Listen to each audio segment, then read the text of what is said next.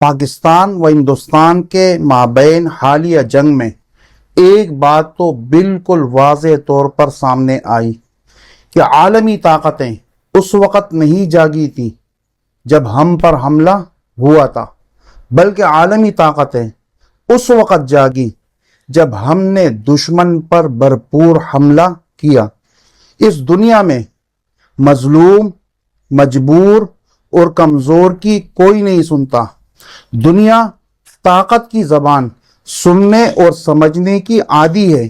اسی وجہ سے ہمارے دین میں بھرپور طریقے سے طاقت اور قوت کے حاصل کرنے کا حکم ہے۔